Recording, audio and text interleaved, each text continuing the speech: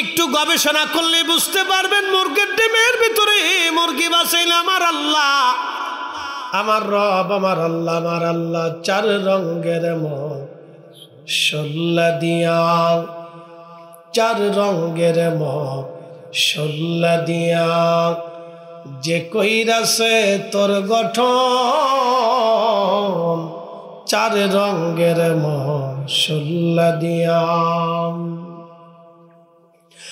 আগুন পানি মাটি বাতাস একই যোগে করিয়া প্রকাশ। আগুন পানি মাটি বাতাস একই যোগে করিয়া প্রকাশ। দেখিলি না তুই কইরা তালাশ, ওরে দেখিলি না তুই কইরা তালাশ, কোন জায়গা সে মহাজন, চার রঙের মশলা দিয়া, চার রঙের মশলা দিয়া যে কইরাছে তোর গঠন, চার রঙের মশলা দিয়া।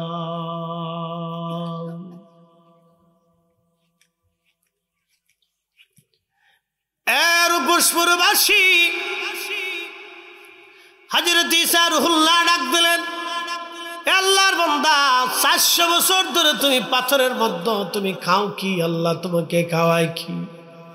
আল্লাহর বান্দা বললেন, হুজুর এই যে পাথরের ভিতরে আল্লাহ আঙ্গুর গাছ লাগায় রাখছে, আমার আল্লাহ এই আঙ্গুর খাওয়াইয়া খাওয়াইয়া আমার 400 বছর ধরে পাথরের ভিতরে ইবাদত করায়। নুজাহাতুল মাজালিসের ভিতরে হযরত আল্লামা সাবুরি রাহিমাহুল্লাহ তিনি লিখতেছে, ঠিক তখনই সারহুল্লাহ ডাক দেখা, রাব্বি এর চাইতে মর্যাদাওয়ালা কোন বান্দা দুনিয়াতে আর আসেনি। আল্লাহ আল্লাহ আল্লাহ 400 বছর ধরে যিনি পাথরের মধ্যে ইবাদত করলেন, কোনো গুনাহ নাই, শুধু নেক আর নেক, নেক আর নেক, নেকি আর নেকি। রব্বুল আলামিন এমন বান্দা আসেনি। আর আল্লাহ ডাক দিলেন, ঈসা এর চাইতে দামি বান্দা আমি দুনিয়াতে বানাবো। বলে আল্লাহ তারা কারা? ঈসা নবীকে আল্লাহ বলেন, ঈসা রে তারা আমার আখিরি নবীর উম্মত। আল্লাহ কি কারণে, কি কারণে তাদের এত মর্যাদা হবে রাব্বি? কোন কারণে তাদের এত দাম হবে? আল্লাহ ডাক দিয়ে বললেন, ঈসা এই জন্য আমি আল্লাহ তাদেরকে বিশেষ বিশেষ রাত দিয়ে দিব। তার একটা রাত হবে লাইলাতুন নিসফি মিন শাবান, শাবানের 14 তারিখ দিন যায় রাত। আমার আখেরি নবীর উম্মত একটা রাত্রে ইবাদত করলে আমি আল্লাহ আমার এই বান্দার 400 বছরের নেকির চাইতে বেশি নেকি আমি আমার বান্দার আমল নামায় আখেরি নবীর উম্মতের আমল নামায় দিয়ে দেব। একসাথে বলে আরো জোরে, ত্রিভুবনের প্রিয় মুহাম্মদ বলেন, ত্রিভুবনের প্রিয় মুহাম্মদ এলো রে দুনিয়ায়, রে সাগর আকাশ বাতাস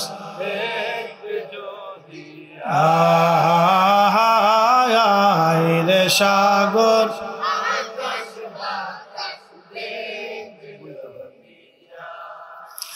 ধুলির ধরা বেহেশত আজ, ঠিক কিনা?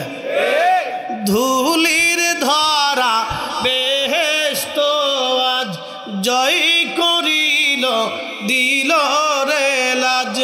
আজকে খুশির ঢল নেমেছে ধূসর সাহারায়,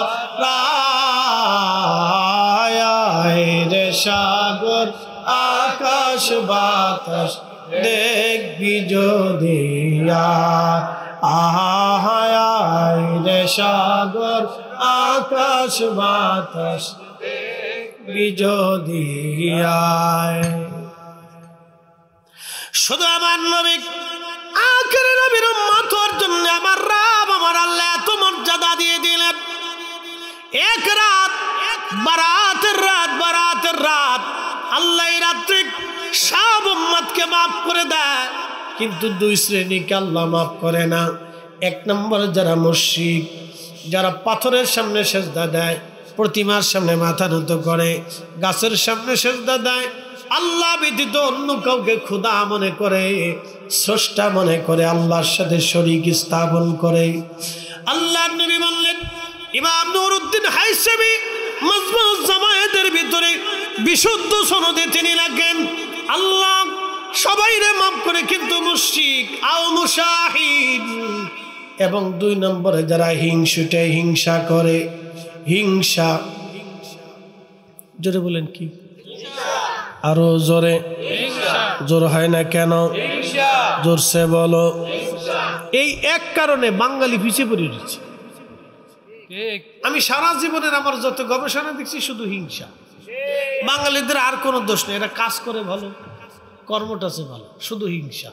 একজন বিদেশ গেলে আরেকজনের ভালো লাগে না, এক ভাই পয়সাওয়ালা হলে আরেকজনের কাছে খারাপ লাগে, কথা ঠিক আছে না? একজনে ভালো খাইলে আরেকজনের কাছে হিংসা লাগে।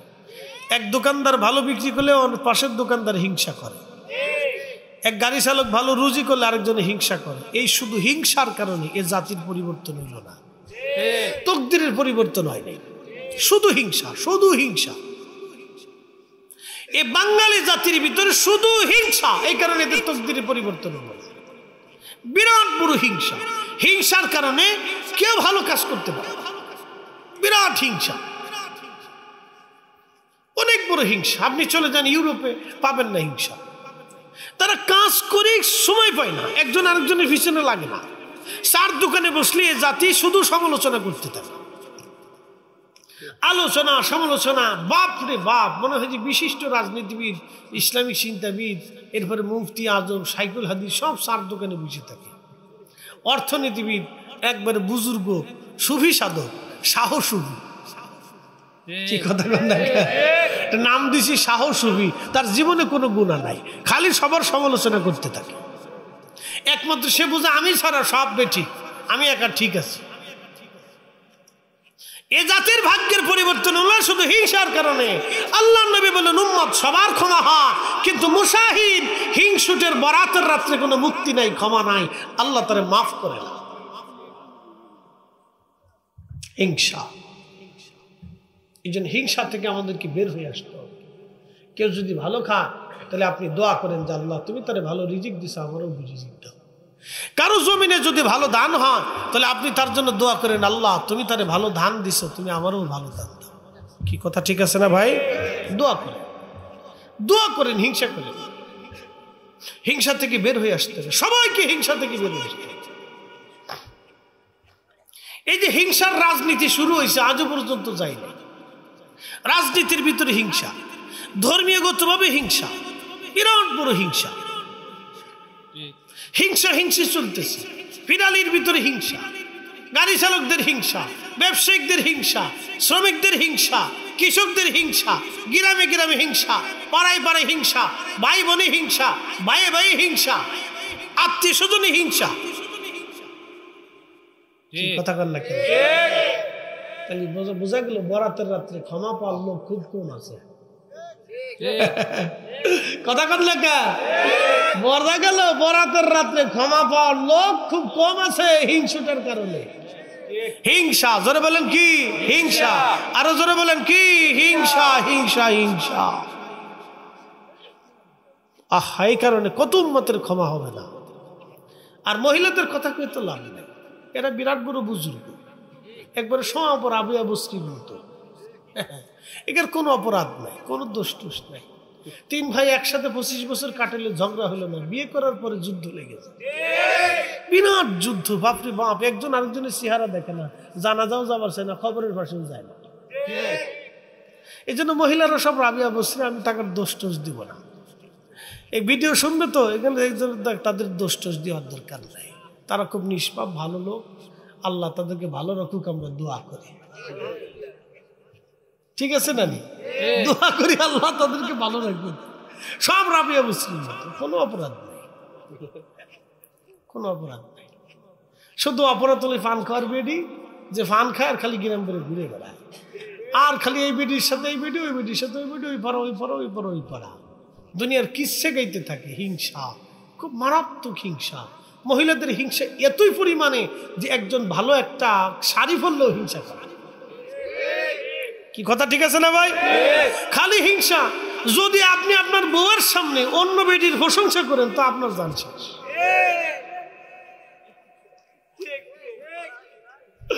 একবার রাবিয়া মুসলিম বললাম না, কোনো গুণা নাই তাদের, বিরাট বড় গুণ, তারা খুব ভালো। যদি খালি একবার আপনার স্ত্রীর সামনে অন্য বেটির প্রশংসা করেন তো শেষ। তো একবারে মরার একদিন পর্যন্ত আপনার এই খোঁটা শুনতেই হবে। তাহলে আপনি তৈরি থাকেন, লিখিতভাবে নিয়ে নেন যে মরার একদিন পর্যন্ত মনে আমাকে একটু শুনতেই হবে। প্রস্তুতি নিয়ে থাকবেন, মাথা ঠান্ডা রাখবেন, শুনবেন আর হাসবেন, আর কিছু করতে পারবেন না। হিংসা, কথা কন না কেন, ঠিক কিনা? হিংসা।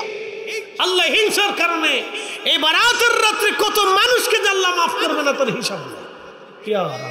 হিংসা। আপনি জানেন কত দামি রাত? এখন প্রশ্ন করতে পারেন, হুজুর এক রাত 400 বছর, এটা তো কমই হয়েছে, আরো বেশি। বেশিটা বলবো, কমনই বেশিটা, একসাথে বলেন আল্লাহু আকবার। এবার বেশিটাই আছে।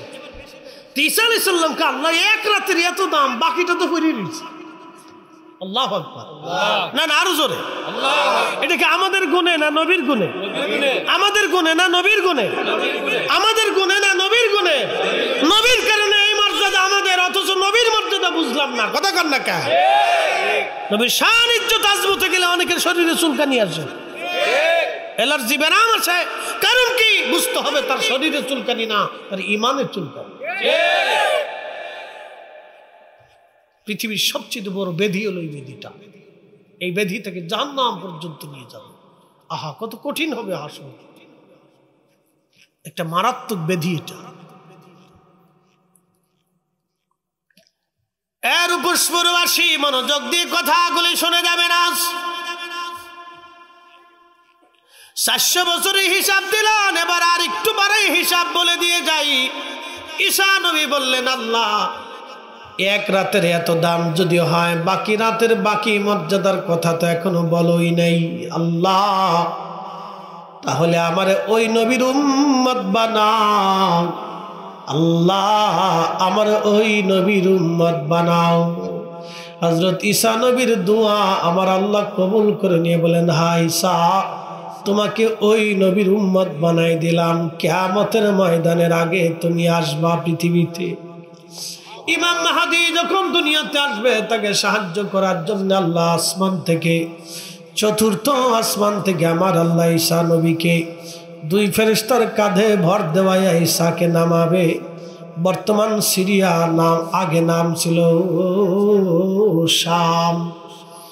এই শামের কোন এক সাদা মসজিদ, এটা বাইতুল আকসার আশেপাশে হতে পারে, এই সাদা একটা মসজিদের উপরে তাকে নামানো হবে। ওখান থেকে ঈসা রুহুল্লাহ মার্চ করে মুসলমান নিয়ে বাইতুল্লাহতে আসবে। ইমাম মাহদী আলাইহিস সালাতু ওয়াস সালাম বাইতুল্লাহে দাঁড়ানো থাকবে। নামাজের সময় ঘনিয়ে যাবে। ঈসা নবী বাইতুল্লাহতে হেরেমের মধ্যে তিনি ঢুকবেন। কাবা শরীফের সামনে হযরত ইমাম মাহদী দাঁড়ানো। ইমাম মাহদী জায়নামার মুসল্লা থেকে সরে এসে বলবেন, আপনি আল্লাহর নবী ছিলেন, জলিল কদর রাসূল ছিলেন, অতএব আপনি নবীর উম্মত হয়ে পৃথিবীতে আসছেন। নবী ঈসা রুহুল্লাহ, আপনি আজকে হেরেমে নামাজ পড়াবেন। আমরা সব মুসলমান আপনার পিছনে নামাজ পড়ব। ঈসা নবী ডাক দিবেন, ও মাহদী, ইমাম মাহদী, আমি ঈসা রুহুল্লাহ যদিও রাসূল ছিলাম, নবী ছিলাম, কিতাবধারী রাসূল ছিলাম, কিন্তু এই উম্মতের মর্যাদা দেখে আমি উম্মত হওয়ার বাসনা নিয়ে এসেছি। আমি এই উম্মতের মর্যাদা দেখে এই উম্মত হওয়ার বাসনা নিয়ে দোয়া করেছি, আল্লাহ কবুল করেছে। আল্লাহ আমাকে পৃথিবীর শেষ প্রান্তে তোমার সাহায্যের জন্য দুনিয়াতে পাঠাইলো আমার আল্লাহ। ওগো মাহাদি, আমি উম্মতের ইমাম হওয়ার জন্য আসি নাই মাহাদি, তুমি নামাজ পড়াবা, আমি এই উম্মতের ইমামের পিছনে নামাজ পড়ার জন্য এসেছি। আজকে আমি মুসল্লি হব, তুমি না ইমাম হবা। চিৎকার মেরে বলেন আল্লাহু আকবার। এই একসাথে বলেন আল্লাহু আকবার। নারে রিসালাত, ইয়া রাসূলুল্লাহ, আহলে সুন্নাত ওয়াল জামাত জিন্দাবাদ জিন্দাবাদ। আল্লামা মুফতি জহির ইসলাম ফরিদী সাহেব জিন্দাবাদ জিন্দাবাদ। পৃথিবীর সমস্ত সৃষ্টিটাকে আল্লাহ সুন্দর করে বানাইলেন, আমাদেরকে আল্লাহ সুন্দর দিলেন। লাকাদ খালাকনাল ইনসানা ফি আহসানি তাকবীর। আল্লাহু আকবার। রব্বুল আলামিন আমাদেরকে বেশি সুন্দর করে সৃষ্টি করলেন। দুনিয়ার যত জাতি সত্তা বানাইলেন, সব জাতি সত্তা থেকে আল্লাহ আমাদেরকে আলাদা করলেন, সৌন্দর্য দিলেন। আল্লাহ আমাদেরকে মানুষ রূপে দুনিয়াতে বানাইলেন, অনেক সুন্দর বানাইলেন আমার আল্লাহ।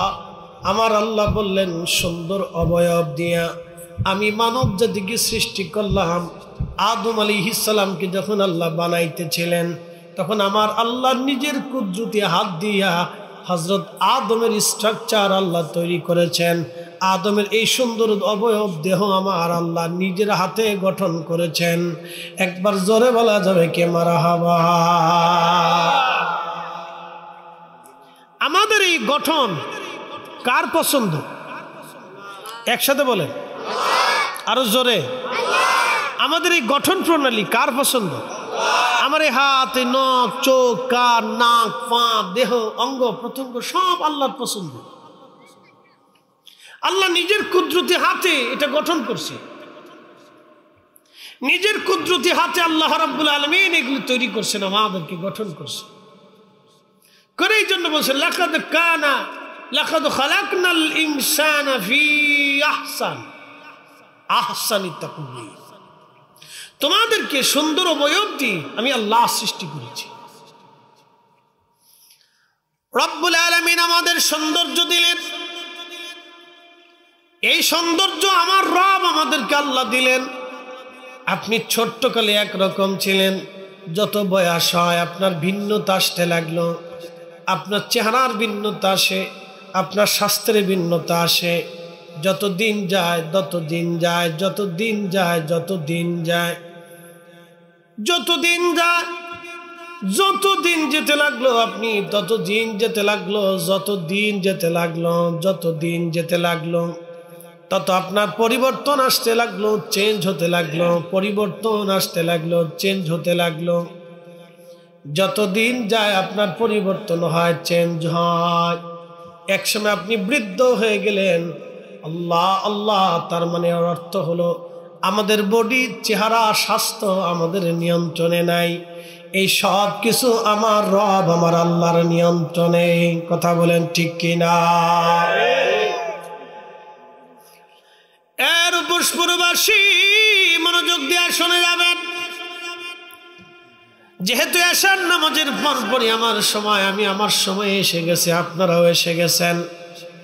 আমাদের পরবর্তী বক্তাও সময় মতো এসে যাবে। আমার দায়িত্ব আপনাদেরকে বুঝিয়ে যাওয়া, কেন পৃথিবীতে আল্লাহ আমাদেরকে বানাইলেন, কেন আদর করে আল্লাহ বানাইলেন। আল্লাহ বানাইলেন কত জাতি, হইল না তার প্রেম প্রীতি। ঠিক কিনা? অবশেষে মানুষ বানায় প্রেমের কারণে, প্রেমের ডোরি বান্ধরে মা দিনার শোনে। বাবুই পাখি একটা পাখি বাসা বানায়। কি বানায়? বাবুই পাখি বাসা বানায়। আপনি তার বাসাটার কাছে যে দেখবেন এত সুন্দর করে সুনিপুণ ভাবে সে বাসা বানাইলো। বাসার ভিতরে পানি যায় না, রৌদ্র যায় না, বাতাস ঢুকে না, একেবারে নিশ্চিন্ত ভাবে কত চমৎকার করে বাবুই বাসা বানাইলো, ভিতরে আবার তালা তালা রুম রুম করে বানাইলো যেন শত্রুর আক্রমণ থেকে রক্ষা হতে পারে। আচ্ছা বলেন তো, এই বাবুই পাখির বাসা বানানোর কৌশল কি আমরা শিখাইলাম না আল্লাহ দিছে? মনোযোগ দিয়ে কথা শুনবেন। আমাদের দেশে বলে কাঠ ঠোকরা একটা পাখি আছে, আছে না? ওটার কি বলে আপনাদের দেশে? কাঠ ঠোকরা।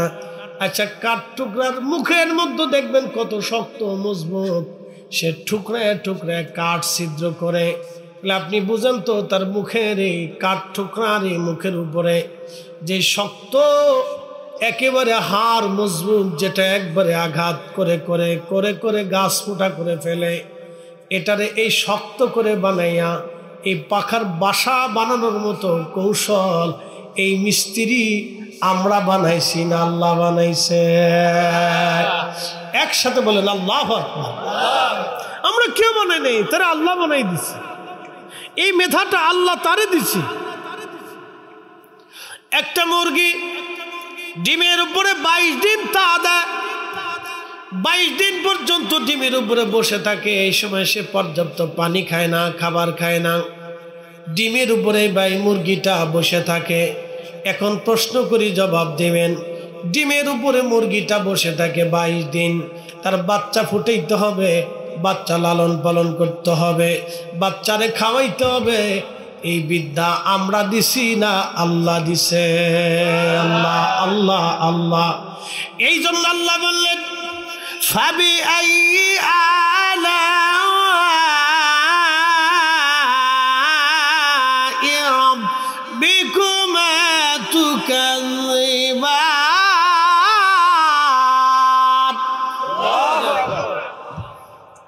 হে মানুষ আর জিন, তোমরা বলো আল্লাহর দেওয়া কোন কোন নিয়ামত তোমরা অস্বীকার করবা? তোমরা বলো আল্লাহর দেওয়া কোন কোন নিয়ামত অস্বীকার করবা? তোমরা বলো। একটা কুকুর 50 কিলোমিটার দূরে যদি গরু মরে যায় অথবা কোনো প্রাণী মরে যায়, তার গন্ধ ছড়ায়, অথবা 50 কিলোমিটার দূরেও যদি কোথাও রান্না বান্না খাওয়া দাওয়া শুরু হয়, তাহলে 50 মাইল দূর থেকে কুকুরের নাকে ঘিরান লাগে। এই ঘিরানটা বাতাসের মাধ্যমে আমরা পৌঁছাই না আল্লাহ পৌঁছায়। কুকুরের নাকে রাডার কি আমরা দিছি না আল্লাহ দিছে? আল্লাহু আকবার। একটা মশা বাসে কতদিন? একসাথে বলেন। আমি এক এক করে বলতেছি, খালি আপনারা শুনবেন আর বুঝবেন যে আল্লাহ কি আর আমাদের করণীয় কি। কথা ঠিক আছে না? যে আল্লাহ কি আর আমাদের করণীয় কি। আমি এক এক করে বলতেছি, আপনারা বুঝেন, শুধু শুনবেন আর উত্তর দিবেন, মনোযোগ দেন। একটা মশা 2.5 দিন বাঁচে। এই 2.5 দিনের হায়াত পেয়ে মশা কানের কাছে যেমনি জোরে জোরে জোরে জোরে ডাক দেয়, তো মনে হয় যে পারমাণবিক বোমা মারতে হয়েছে। আর যদি 50 বছর হায়াত পাইতো, তাহলে আপনার আর মশারিও থাকতো না দেশে, মশারি তো কোলাইতে পারতেন না। কথা ঠিক আছে না? দাবরাই ধরে ডাকাইতের মতো এসে আপনার ঘরের তে এসে রক্ত শুষে গিয়ে খাইয়ে চলে যেত। দিবি নাকি? দিতে হবে। আল্লাহ তারা 2.5 দিন হায়াত দিচ্ছে। একটু চিন্তা করে, এই 2.5 দিনের হায়াত কিন্তু রব্বুল আলামিন তাকে এমন একটা বিদ্যা দিয়ে দিল, আল্লাহ তার মগজে এমন একটা বিদ্যা দিল, এমন নাকের ঘ্রাণ শক্তি আল্লাহ তারে দিয়ে দিল। আপনার রক্তের গ্রুপ কি মশা এটা জানে। এ পজিটিভ রক্তওয়ালার এ পজিটিভ মশাই খাবে, ও নেগেটিভ রক্তওয়ালার ও নেগেটিভ ওয়ালা রক্ত এই মশাই খাবে। অন্য কোনো মশা তার রক্ত নেয় না। মশার নাকের মধ্যে এই একেবারে অদৃশ্য এই ল্যাবে ইট বসাই দিল কে? এই রক্ত পরীক্ষা করার জন্য পৃথিবীর কোথাও মশার যেতে হয় না, তার নাকের মধ্যে আল্লাহ রাডার বসাই দিয়েছে।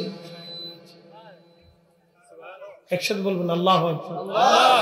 সেজদা কারে দিবে? জোরে বলেন। জিকির হবে কার? হালাল হারাম মাইনে চলবো কার? আল্লাহটা বলতে বুঝে যাবে। মশা শেষ করলাম, এবার পিঁপড়ে আসে। পিঁপড়া দলবদ্ধ ভাবে বাঁচে।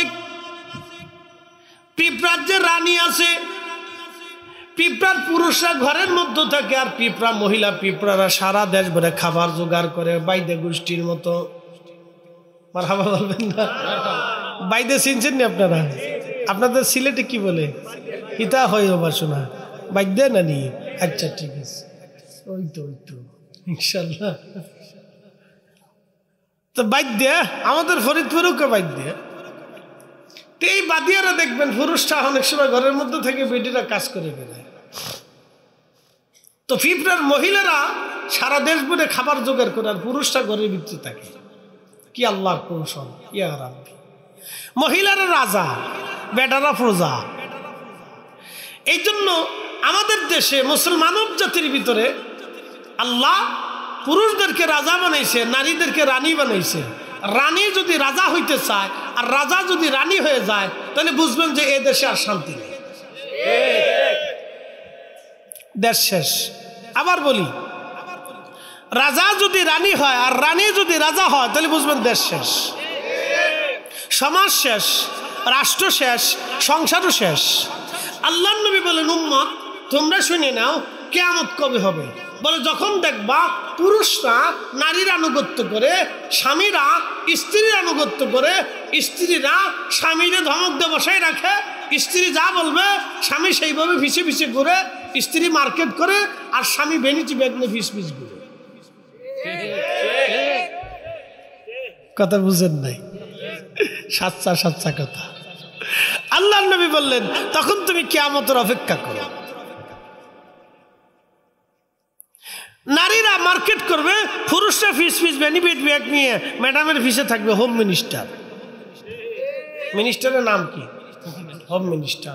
বিরাট বড় পাওয়ার। বাংলাদেশের সবচেয়ে বেশি পাওয়ারফুল হলো হোম মিনিস্টার। প্রধানমন্ত্রীর ভ্যালু নেই, রাষ্ট্রপতির ভ্যালু নেই, প্রধান সেনাপতির এখানে কোনো ভ্যালু টেলু নেই। হোম মিনিস্টারের যে পাওয়ার, প্রধান বিচারপতির ভ্যালু নেই, হোম মিনিস্টারের বিরাট বড় পাওয়ার। বাংলাদেশের সবচেয়ে বেশি পাওয়ার হচ্ছে হোম মিনিস্টার। উনি যা বলবেন তাই, কথা শুনতেই হবে আপনাকে। নাম হচ্ছে হোম মিনিস্টার। আল্লাহ নবী বলেন, উম্মত হোম মিনিস্টার যদি পাওয়ারফুল হয়ে যায় আর সাধারণ মিনিস্টার যখন একবারে নিম্ন পর্যায়ে চলে যায়, তখন বুঝবা কিয়ামত চলে আসতেছে। অপেক্ষা করো কিয়ামতের। এর পুষ্পুরবাসী মনোযোগ দিয়ে শুনে যাবেন। পিঁপড়ার নারী সমাজরা কর্তৃত্ব করে আর পুরুষরা ঘরের মধ্যে থাকে, তারা বাচ্চা কাচ্চা ফুটায়। খুব মনোযোগ দিবেন। কিন্তু পিঁপড়াদের একটা দল আছে, তারা রাজার কথা অনুযায়ী চলে, রাজার কথার বাহিরে তারা যায় না, দলবদ্ধভাবে তারা থাকে, দল ছাড়া হয় না। বন্যার সময় সিলেটে দেখবেন সারা বন্যাতে কোটি কোটি মন পানি দিয়ে সারা এলাকায় পানির নিচে ডুবে যায়। কিন্তু আবার পরবর্তী 3 মাস পরে পিঁপড়া, সারা অঞ্চলে পিঁপড়া দেখবেন। এত পিঁপড়া কোথার থেকে আসলো? এত বন্যার মধ্যে পিঁপড়া কোন জায়গা ছিল? আচ্ছা বলেন, বন্যার ভিতরে পিঁপড়াদেরকে বাঁচাই কে? বলে ওরা কেমনে বাঁচে? প্রচন্ড বন্যা যখন হয় তখন ওরা পানির মধ্যে ভাসতে থাকে, পাতার উপরে ভাসে। যদি পাতা না পায় তাহলে গাছে ওঠে, গাছ যদি না পায় কোনো রকম যদি একবার ছুটিয়ে যায়, তাহলে ওরা 8-10টা পিঁপড়া না যত পিঁপড়া থাকে একসাথে একটা পিঁপড়া আর একটা পিঁপড়ারে জড়াই ধরে রাখে। কোনো পিঁপড়ারে ছাড়ে না। সবাই সবাইকে জড়াই ধরে রেখে পানির উপরে তারা ভাসতে থাকে। আর মানব জাতিরে যদি বলেন তোর ভাই বন্যার মধ্যে পড়ে গেছে, বাঁচাইতে যাইয়া একসাথে জড়াইয়া থাকবে না, দেখবেন আস্তে করে হাত ছেড়ে দিবে, তুই আমার ঘুষি মারছিলি একদিন। এটা মানব জাতি। পিঁপড়া সে তো নিকৃষ্ট, বুঝে যাবে ওয়াজ। আল্লাহু আকবার। অথচ আল্লাহ আমাদেরকে শ্রেষ্ঠত্ব দিয়েছে, আল্লাহ আমাদেরকে সম্মানিত করেছে, মর্যাদাওয়ালা বানিয়েছে। অথচ একটা পিঁপড়া বেঈমানি করে না। এক পিঁপড়া আর এক পিঁপড়া জড়িয়ে ধরে রাখে, কামড় দিয়ে চেপে ধরে রাখে, বন্যার ভিতরে তারা ভাসতে থাকে পানির উপর। অথচ এই মানুষ নিজের আপন ভাই, ছোট ভাই বড় ভাইকে দেখতে পারে না, বড় ভাই ছোট ভাইকে দেখতে পারে না। কি কথা কর না, জোরে বলেন। এই অবস্থা আমাদের মানব জাতির ভিতরে। অথচ পিঁপড়া দলবদ্ধভাবে বসে থাকে।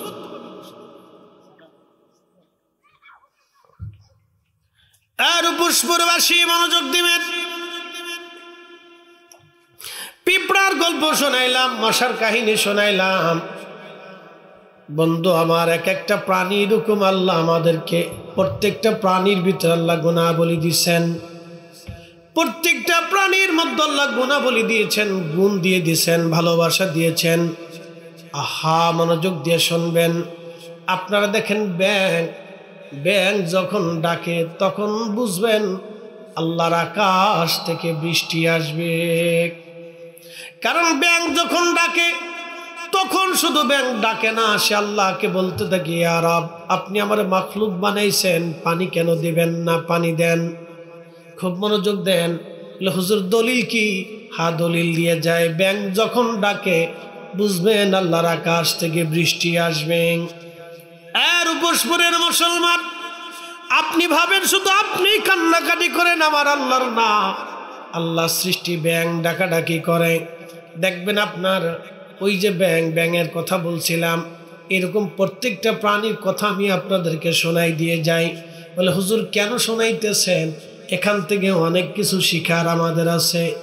আল্লাহ কোরআনে বললেন, ওয়াতাফাক্কারুনা ফি খালকিস সামাওয়াতি ওয়াল আরদ, আসমান জমিনের মধ্যে যা কিছু আছে সব কিছু নিয়ে তুমি ফিকির করো, চিন্তা করো, গবেষণা করো, তাহলে আমি রব কি জিনিস তুমি জানতে পারবা।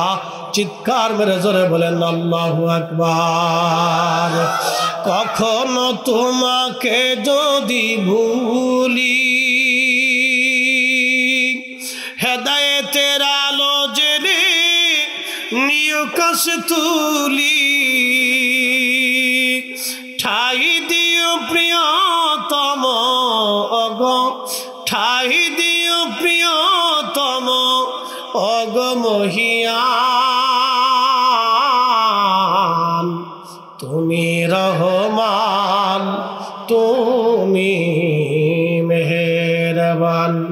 অন্ধ গাহে না শুধু তোমারি গুণগান, বুঝেও বুঝে না তবু শান, তুমি রহমান, তুমি মেহেরবান। হযরত সুলাইমানের জমানাতে বৃষ্টি হয় না, পানির অভাবে কষ্ট হয়। দেখবেন প্রচন্ড গরমের সময় সিলেটে বৃষ্টি হয়। গত বছর সিলেটে বৃষ্টি হলো, কিন্তু সারা বাংলাদেশে বৃষ্টি নাই। প্রচন্ড গরমে আমাদের উত্তর দক্ষিণ বঙ্গগুলিতে সলাতুল ইস্তেসকা পড়লো হাজার হাজার, কিন্তু একটা সলাতুল ইস্তেসকার নামাজের পরে একটা জায়গাও বৃষ্টি হইল না। তার মানে দোয়া কবুল হইল না। কথা কন না কেন? দোয়া কবুল হইল না।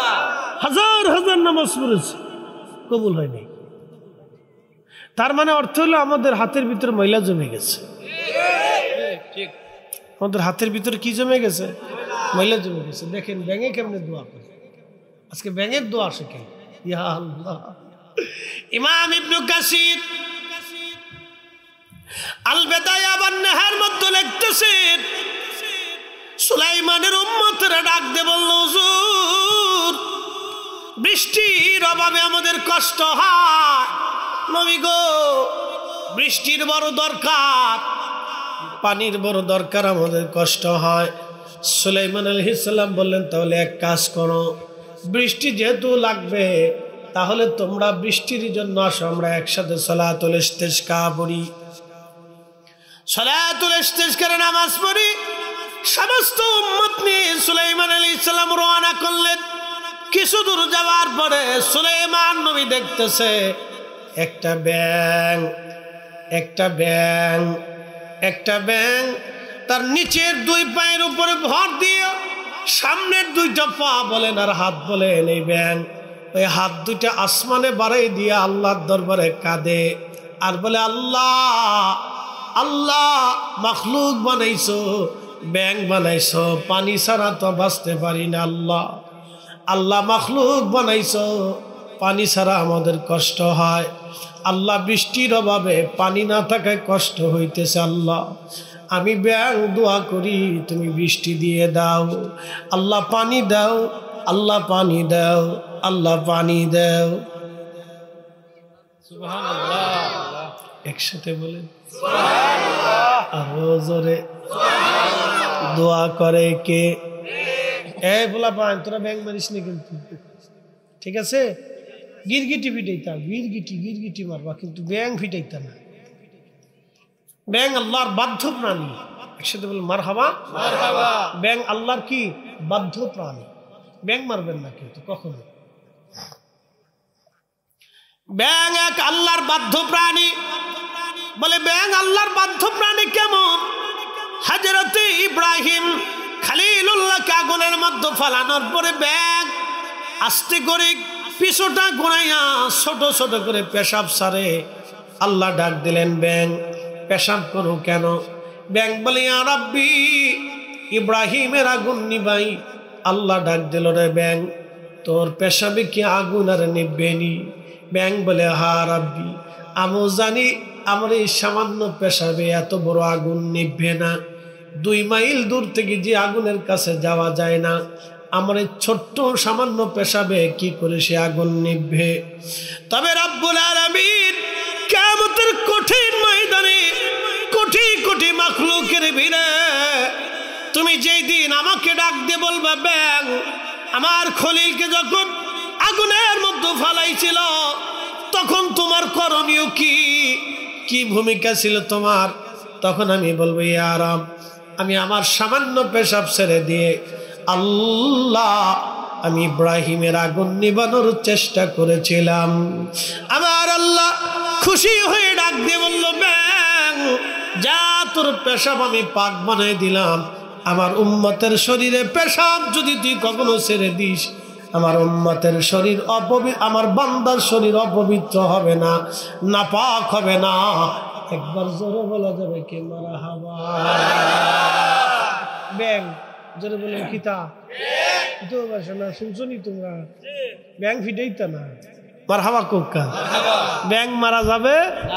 মারতেন না, ব্যাং মেরেন না, এটা আল্লাহর বাধ্য প্রাণী। তার 2টা ঘটনা আমি নবী আলাইহিস সালামের জীবনী থেকে শুনাইলাম। ব্যাং আল্লাহর বাধ্য প্রাণী, সাবধান, ওরে মারবেন না। এই ব্যাং হাত তুলে বলে, রাব্বি বৃষ্টি দাও। সুলাইমান আলাইহিস সালাতু ওয়াস সালাম মুস্কি হাসে। মারহাবা কোন? কি হাসে? উনি তো দেখতেছে হট কানেকশন ব্যাঙের সাথে আল্লাহ। মারহাবা কোন? কার কানেকশন চলে? ব্যাঙের সাথে আল্লাহ। ব্যাঙ আল্লাহর সাথে কথা বলতেছে, আল্লাহ তুমি আমরারে বানাইছো, পানি ছাড়া চলতে পারি না, তো পানি দেও। কষ্ট হচ্ছে আল্লাহ, আল্লাহ পানি দেও, আল্লাহ বৃষ্টি দেও, আল্লাহ বৃষ্টি দেও। আপনি শুনেন ব্যাঙ ভরাত ভরাত ভরাত করে ডাকে, আসলে সে ডাকে না, সে বলে আল্লাহ পানি দেও, আল্লাহ পানি দেও, আল্লাহ পানি দেও, আল্লাহ পানি দেও। কখনো তোমাকে যদি ভুলি, হেদায়েতের আলো জেলে নিয়ে কাছে তুলি, ঠাই দিও প্রিয়তম অগমহিয়ান। তুমি রহমান, তুমি মেহেরবান। অন্ধ গাহে না শুধু তোমারি গুণগান, বুঝে না তবু শান। তুমি রহমান, তুমি মেহেরবান। আলম তারা আন্নাল্লাহা ইয়াসজুদু লাহু মান ফিস সামাওয়াতি ওয়া মান ফিল আরদ। আলম তারা, নবী আপনি কি দেখেন নাই? আমার শাটা চিনি শাটা দিলে ভালো একটু, আমি চিনির সাথে খেপছি না, এমনি থাকে সমস্যা নেই, এমনি ডায়াবেটিস না, কিন্তু চিনি দিয়ে খাইলে কণ্ঠ বসে আসে, ক্লিয়ার থাকে। একসাথে বলি না, আল্লাহু আকবার। তো খুব মনোযোগ দিবেন। যে কথা বলছিলাম, আল্লাহ কোরআনে বলে আলাম তারা, নবী গো আপনি কি দেখেন না, আন্নাল্লাহ ইয়াসজুদু লাহু মান ফিস সামাওয়াতি ওয়া মান ফিল আরদ, আসমান ও জমিনের ভিতরে যাহা কিছু আছে সব আমি আল্লাহকে সিজদা দেই। সুবহানাল্লাহ, মারহাবা। সিজদা কাকে দেয়? আল্লাহকে। আল্লাহ ডাক দিছে, হাবিব আপনি দেখেন নাকি, আপনি কি লক্ষ্য করেন না গো নবীজি, আসমান ও জমিনের ভিতরে ভূমণ্ডল নবমণ্ডলে যা কিছু আছে সব আমি আল্লাহকে সিজদা দেই। খুব মনোযোগ দিয়ে কথা শুনবেন। আশ-শামসু ওয়াল কমারু ওয়ান নুজুমু ওয়াল জিবালু ওয়াশ-শাজারু ওয়াদ-দাওয়াবু ওয়া কাসীরুম মিনান নাস। সূর্য আমি আল্লাহকে সিজদা দেয়, নক্ষত্র আমি আল্লাহকে সিজদা দেয়, চাঁদ আমি আল্লাহকে সিজদা দেয়, পাহাড় আমি আল্লাহকে সিজদা দেয়, গাছ আমি আল্লাহকে সিজদা দেয়, ওয়াদ-দাওয়াবু যত প্রাণী আছে সব আমি আল্লাহকে সিজদা দেয়, যত প্রাণী সব আমি আল্লাহকে সিজদা দেয়, গরু ছাগল হাঁস মুরগি ভেড়া বকরি,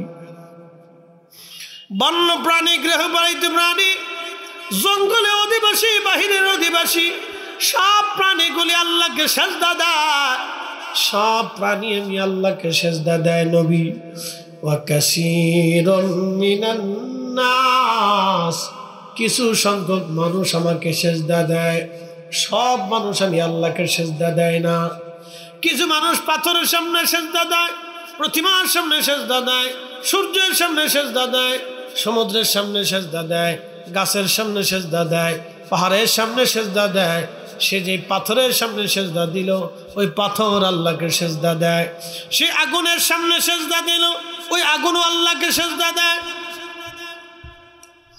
সে যে সূর্যের সামনে সিজদা দিল এই সূর্য সেই রবকে সিজদা দেয়, সেই যে পাহাড়ের সামনে সিজদা দিল এই পাহাড় আল্লাহকে সিজদা দেয়, সে যে গরুর সামনে সিজদা দিল সে গরু আল্লাহকে সিজদা দেয়।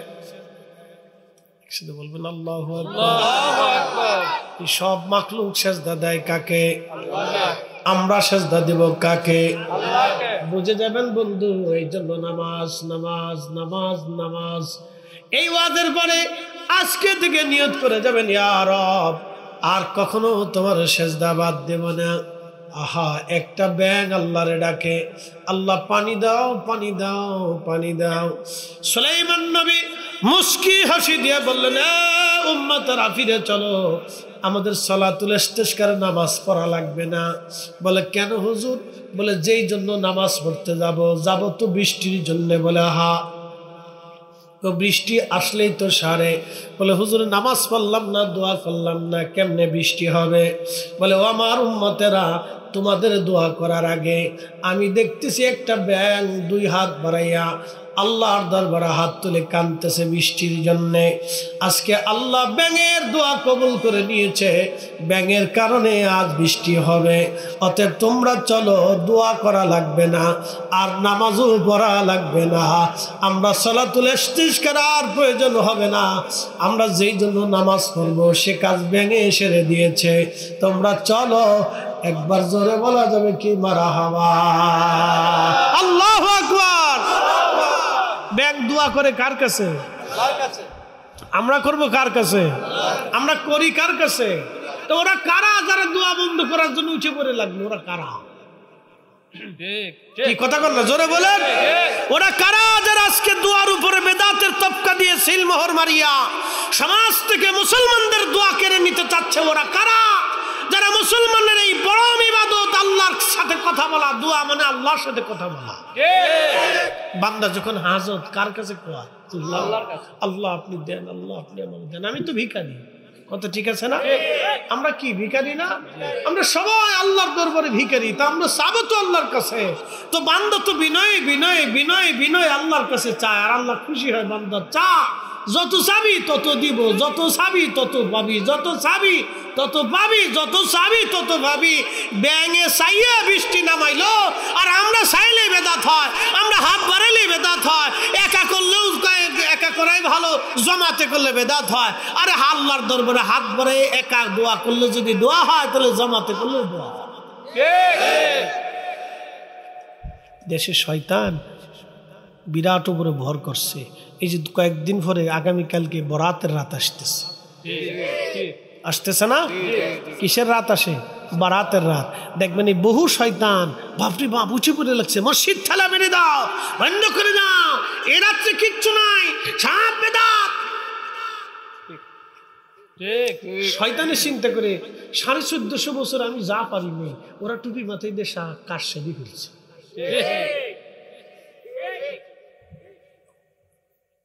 শয়তানের চিন্তা করে আমি যা 1450 বছর পারি নেই, ওরা টুপি মাথায় দিয়ে ফতোয়া দিয়ে তার কাজ সেরে দিছে। আমার কাজ ওরা আঞ্জাম দিতেছে। আমার দায়িত্ব ছিল মসজিদ থেকে বের করে নিয়ে আসা, সেই কাজ হুজুররা করে দিচ্ছে। সবাই না, কেউ কেউ। কথা ঠিক আছে না ভাই? তার মানে বোঝা গেল শয়তানের খলিফা। একসাথে বললো শয়তানের খলিফা। শয়তানের দায়িত্ব ছিল মসজিদ থেকে বের করা আর মসজিদে ঢুকতে না দেওয়া। শয়তানের দায়িত্ব ছিল নামাজ থেকে সরাই আনা আর নামাজের মুসল্লায় দাঁড়া না করানো। কথা ঠিক আছে না? শয়তানের দায়িত্ব ছিল আল্লাহর দরবারে হাত না তুলাইতে বান্দাকে সরাই আনা, বন্ধ করে দেওয়া। শয়তান এই কাজটা আমি যা 1400 বছরে পারিনি, তোরা তা করে দিছিস। আপনাকে সূক্ষ্মভাবে বুঝতে হবে, আপনি বারাতের রাত্রে কার সামনে দাঁড়াবেন? আল্লাহর সামনে। কার দরবারে হাত তুলবেন? আল্লাহর দরবারে। কার জিকির করবেন? কার তেলাওয়াত করবেন?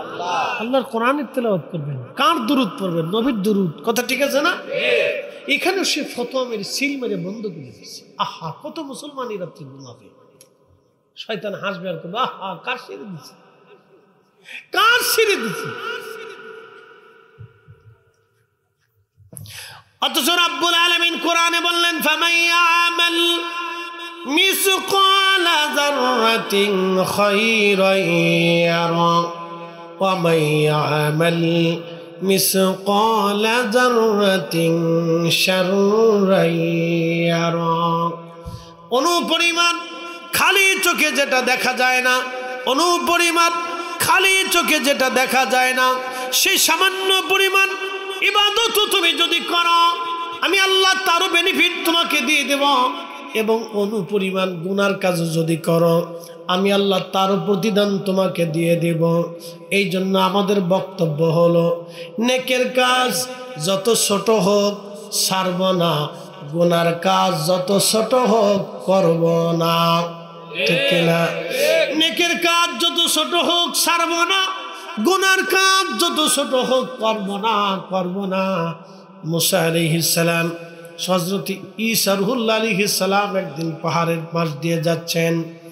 সুন্দর একটা সাদা মার্বেল পাথর, ঈসা নবী সুন্দর সাদা পাথর দেখে চিন্তা করলেন, ইয়া রব, এত সুন্দর পাথর তো কখনো দেখিনি আল্লাহ, পাথরের মধ্যে কি? হযরত ঈসা আলাইহিস সালাম পাথরের বললেন, ইয়া রব, এত সুন্দর পাথর বানাইলা, পাথরের মধ্যে আছে কি? আল্লাহ বলেন, ঈসা তুমি কি দেখতে চাও? বলে, হ্যাঁ দেখবো। তাহলে হাতের লাঠি দিয়ে আঘাত করো। ঈসা রূহুল্লাহ হাতের লাঠি দিয়ে আঘাত করলেন। আঘাত করার সাথে সাথে পাথরের মাঝখান থেকে ভেঙ্গে দুইটা টুকরা হয়ে গেল। ঈসা নবী লক্ষ্য করলেন একজন আল্লাহর বান্দা সবুজ একটা লাঠির উপরে ভর দিয়ে দাঁড়ায় দাঁড়ায় আল্লাহ আল্লাহ আল্লাহ আল্লাহ জিকির করে।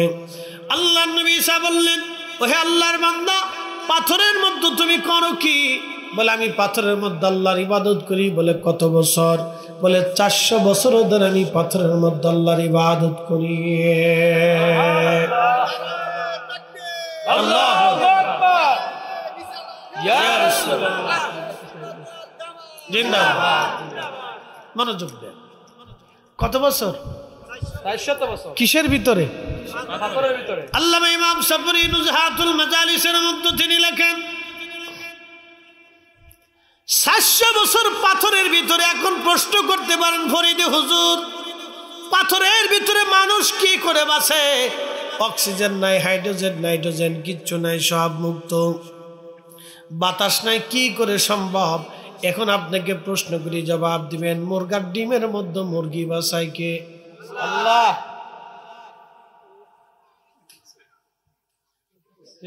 কি কথা কর না কে?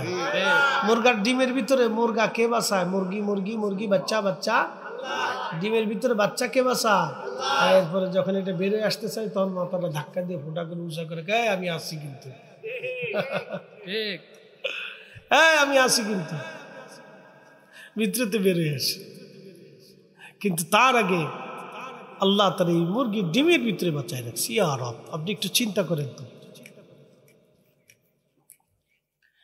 একটু চিন্তা করলে, আপনার একটু গবেষণা করলে বুঝতে পারবেন মুরগির ডিমের ভিতরে মুরগি বাঁচাইলে আমার আল্লাহ, আমার রব, আমার আল্লাহ, আমার আল্লাহ চার রঙের মশলা দিয়া, চার রঙের মশলা দিয়া যে কইরাছে তোর গঠন, চার রঙের মশলা দিয়া। আগুন, পানি, মাটি, বাতাস একই যোগে করিয়া প্রকাশ। আগুন, পানি, মাটি, বাতাস একই যোগে করিয়া প্রকাশ।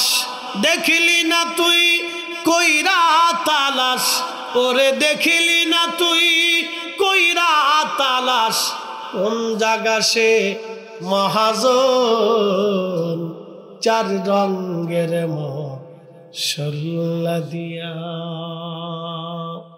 চার রঙের মশলা দিয়া যে কইরাছে তোর গঠন,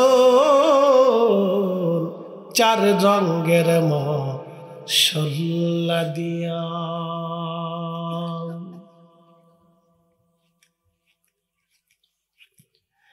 এর পুষ্পরবাসী হযরত ঈসা রুহুল্লাহ ডাক দিলেন, আল্লাহর বান্দা 400 বছর ধরে তুমি পাথরের মধ্যে তুমি খাও কি? আল্লাহ তোমাকে খাওয়ায় কি? আল্লাহর বান্দা বললেন, হুজুর এই যে পাথরের ভিতরে আল্লাহ আঙ্গুর গাছ লাগায় রাখছে, আমার আল্লাহ এই আঙ্গুর খাওয়াইয়া খাওয়াইয়া আমার 400 বছর ধরে পাথরের ভিতরে ইবাদত করায়। নুজাহাতুল মাজালিসের ভিতরে হযরত আল্লামা সাবুরি রাহিমাহুল্লাহ তিনি লিখতেছে, ঠিক তখনই সারহুল্লাহ ডাক দেখে, রাব্বি এর চাইতে মর্যাদাওয়ালা কোন বান্দা দুনিয়াতে আর আসেনি। আল্লাহ আল্লাহ আল্লাহ 400 বছর ধরে যিনি পাথরের মধ্যে ইবাদত করলেন, কোনো গুনাহ নাই, শুধু নেক আর নেক, নেক আর নেক, নেকি আর নেকি। রব্বুল আলামিন এমন বান্দা আসেনি। আর আল্লাহ ডাক দিলেন, ঈসা এর চাইতে দামি বান্দা আমি দুনিয়াতে বানাবো। বলে আল্লাহ তারা কারা? ঈসা নবীকে আল্লাহ বলেন, ঈসা রে তারা আমার আখিরি নবীর উম্মত। আল্লাহ কি কারণে তাদের এত মর্যাদা হবে রাব্বি? কোন কারণে তাদের এত দাম হবে? আল্লাহ ডাক দিয়ে বললেন, ঈসা এই জন্য আমি আল্লাহ তাদেরকে বিশেষ বিশেষ রাত দিয়ে দিব। তার একটা রাত হবে লাইলাতুন নিসফি মিন শাবান, শাবানের 14 তারিখ দিন যায় রাত। আমার আখেরি নবীর উম্মত একটা রাত্রে ইবাদত করলে আমি আল্লাহ আমার এই বান্দার 400 বছরের নেকির চাইতে বেশি নেকি আমি আমার বান্দার আমল নামায় আখেরি নবীর উম্মতের আমল নামায় দিয়ে দেব। একসাথে বলে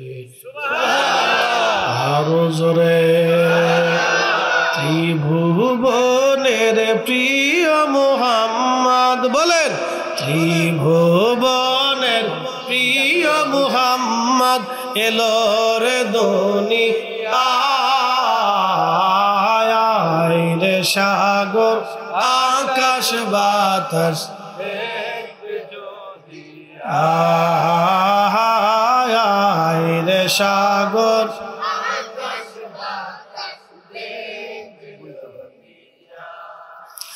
ধুলির ধরা বেহেশত আজ, ঠিক কি না? ধুলির ধরা বেহেশত আজ জয় করিল দিল রে লাজ। আজকে খুশির ঢল নেমেছে ধূসর সাহারা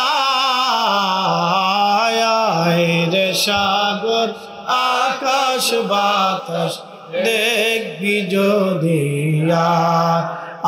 আয় রে সাগর আকাশ বাতাস দেখবি যদি আয়। শুধু আমার নবী আখের নবীর উম্মতের জন্য আমার রব আমার আল্লাহ এত মর্যাদা দিয়ে দিলেন। এক রাত বারাতের রাত আল্লাহ এই রাত্রে সব উম্মতকে মাফ করে দেয়, কিন্তু দুই শ্রেণীকে আল্লাহ মাফ করে না। এক নম্বর যারা মুশরিক, যারা পাথরের সামনে সেজদা দেয়, প্রতিমার সামনে মাথা নত করে, গাছের সামনে সেজদা দেয়, আল্লাহ ব্যতীত অন্য কাউকে খোদা মনে করে, স্রষ্টা মনে করে, আল্লাহর সাথে শরীক স্থাপন করে। আল্লাহর নবী বললেন, ইমাম নুরউদ্দিন হাইসামি মাজমুউজ জামায়াতের ভিতরে বিশুদ্ধ সনদে তিনি লেখেন, আল্লাহ সবাইরে মাফ করে, কিন্তু মুশরিক আও মুশাহিদ এবং দুই নম্বরে যারা হিংসুটে হিংসা করে, হিংসা জোরে বলেন কি? আরো জোরে, জোর হয় না কেন? জোরসে বলো। এই এক কারণে বাঙালি পিছিয়ে পড়ে রয়েছে। আমি সারা জীবনের আমার যত গবেষণা দেখছি শুধু হিংসা। বাঙালিদের আর কোনো দোষ নেই, এরা কাজ করে ভালো, কর্মটা আছে ভালো, শুধু হিংসা। একজন বিদেশ গেলে আরেকজনের ভালো লাগে না, এক ভাই পয়সা বলা হলে আরেকজনের কাছে খারাপ লাগে, কথা ঠিক আছে না? একজনে ভালো খাইলে আরেকজনের কাছে হিংসা লাগে। এক দোকানদার ভালো বিক্রি করলে পাশের দোকানদার হিংসা করে, এক গাড়ি চালক ভালো রুজি করলে আরেকজনে হিংসা করে। এই শুধু হিংসার কারণে এ জাতির পরিবর্তন হলো না, তকদিরের পরিবর্তন হয়নি, শুধু হিংসা, শুধু হিংসা। এই বাঙালি জাতির ভিতরে শুধু হিংসা, এই কারণে এদের তকদিরের পরিবর্তন হলো। বিরাট বড় হিংসা, হিংসার কারণে কেউ ভালো কাজ করতে পারে, বিরাট হিংসা, অনেক বড় হিংসা। আপনি চলে যান ইউরোপে, পাবেন না হিংসা। তারা কাজ করে সময় পায় না, একজন আরেকজনের পিছনে লাগে না। চার দোকানে বসলে এ জাতি শুধু সমালোচনা করতে থাকে, আলোচনা সমালোচনা, বাপ রে বাপ। মনে হয় যে বিশিষ্ট রাজনীতিবিদ, ইসলামিক চিন্তাবিদ, এরপরে মুফতি আজম, সাইকুল হাদিস সব চার দোকানে বসে থাকে। অর্থনীতিবিদ একবারে বুজুর্গ, সুফি সাধক, শাহ সুফি, কি কথা নাম দিছি শাহ সুফি, তার জীবনে কোনো গুনাহ নাই, খালি সবার সমালোচনা করতে থাকে। একমাত্র সে বোঝে আমি ছাড়া সব বেঠিক, আমি একা ঠিক আছি। এ জাতির ভাগ্যের পরিবর্তন হলো শুধু হিংসার কারণে। আল্লাহ নবী বলেন, উম্মত সবার ক্ষমা হয়, কিন্তু মুশাহিদ হিংসুটের বরাতের রাত্রে কোনো মুক্তি নাই, ক্ষমা নাই, আল্লাহ তারে মাফ করে না। হিংসা, এই জন্য হিংসা থেকে আমাদেরকে বের হয়ে আসতে হবে।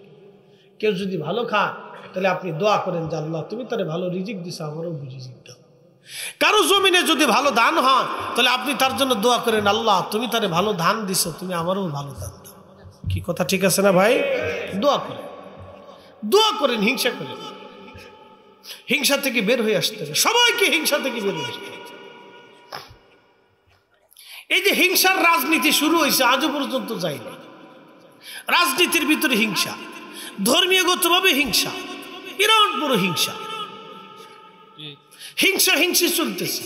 ফিরালির ভিতরে হিংসা, গাড়ি চালকদের হিংসা, ব্যবসায়িকদের হিংসা, শ্রমিকদের হিংসা, কৃষকদের হিংসা, গ্রামে গ্রামে হিংসা, পাড়ায় পাড়ায় হিংসা, ভাই বোনে হিংসা, ভাইয়ে ভাইয়ে হিংসা, আত্মীয় স্বজনে হিংসা। কথা কর না কেন? তাহলে বোঝা গেল বরাতের রাত্রে ক্ষমা পাওয়ার লোক খুব কম আছে। কথা কর না, বোঝা গেল বরাতের রাত্রে ক্ষমা পাওয়ার লোক খুব কম আছে হিংসুটার কারণে। হিংসা, জোরে বলেন কি হিংসা, আরো জোরে বলেন কি হিংসা, হিংসা, হিংসা। এই কারণে কত উম্মতের ক্ষমা হবে না। আর মহিলাদের কথা কই তো লাভ নেই, এরা বিরাট বড় বুজুর্গ, একবারে সমাপর আবু আবুস্ত্রীর মতো। এর কোনো অপরাধ নাই, কোনো দোষ টোষ নাই। 3 ভাই একসাথে 25 বছর কাটালে ঝগড়া হলো না, বিয়ে করার পরে যুদ্ধ লেগেছে, বিরাট যুদ্ধ। বাপরে বাপ, একজন আরেকজনের চেহারা দেখে না, জানাজাও যাবার চায় না, খবরের পাশেও যায় না। এই জন্য মহিলারা সব রাবিয়া বসছে, আমি তাকে দোষ টোষ দিব না। এই ভিডিও শুনবে তো এখানে একজন, তাদের দোষ টোষ দেওয়ার দরকার নাই, তারা খুব নিষ্পাপ ভালো লোক, আল্লাহ তাদেরকে ভালো রাখুক, আমরা দোয়া করি। ঠিক আছে না, দোয়া করি আল্লাহ তাদেরকে ভালো রাখুক। সব রাবিয়া মুসলিম, কোনো অপরাধ নেই, কোনো অপরাধ নেই। শুধু অপরাধ হলে ফান খাওয়ার বেডি, যে ফান খায় আর খালি গ্রাম করে ঘুরে বেড়ায়, আর খালি এই বেডির সাথে এই বেডি, ওই বেডির সাথে ওই বেডি, ওই পাড়া ওই পাড়া, ওই পাড়া ওই পাড়া, দুনিয়ার কিসে গাইতে থাকে। হিংসা, খুব মারাত্মক হিংসা। মহিলাদের হিংসা এতই পরিমাণে যে একজন ভালো একটা শাড়ি পরলেও হিংসা করে। কি কথা ঠিক আছে না ভাই? খালি হিংসা। যদি আপনি আপনার বউয়ের সামনে অন্য বেটির প্রশংসা করেন তো আপনার জান শেষ।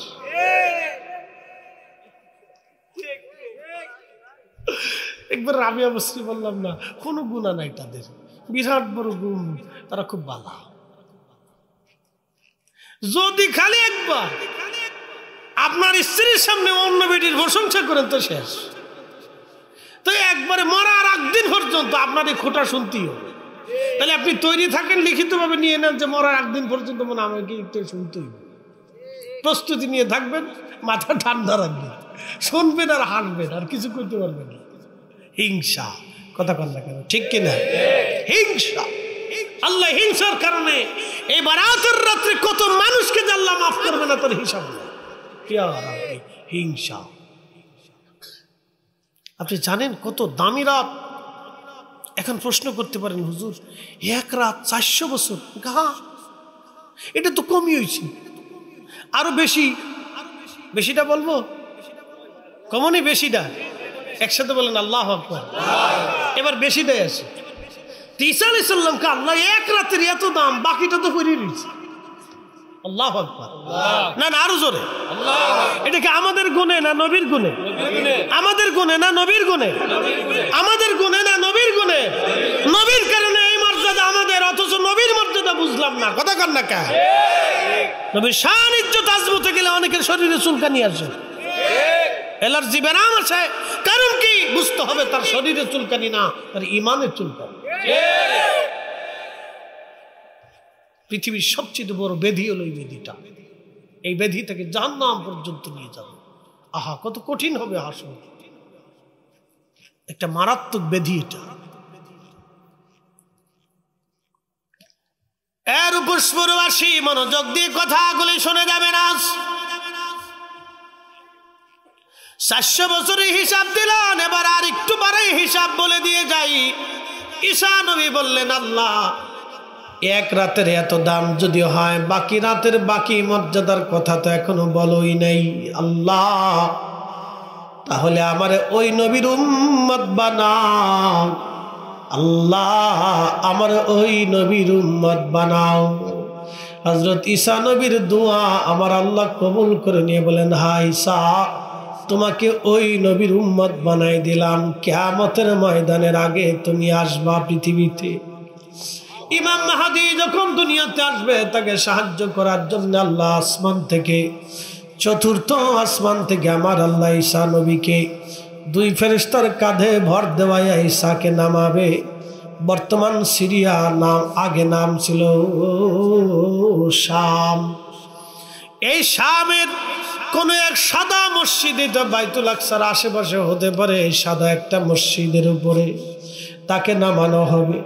ওখান থেকে ঈসা রুহুল্লাহ মার্চ করে মুসলমান নিয়ে বাইতুল্লাহতে আসবে।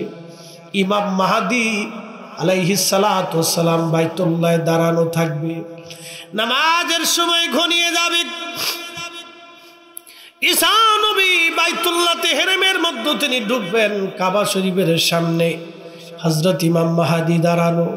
ইমাম মাহদী জায়নামার মুসল্লা থেকে সরে এসে বলবেন, আপনি আল্লাহর নবী ছিলেন, জলিল কদর রাসূল ছিলেন, অতএব আপনি এই নবীর উম্মত হয়ে পৃথিবীতে আসছেন। নবী ঈসা রুহুল্লাহ, আপনি আজকে হেরেমে নামাজ পড়াবেন, আমরা সব মুসলমান আপনার পিছনে নামাজ পড়ব।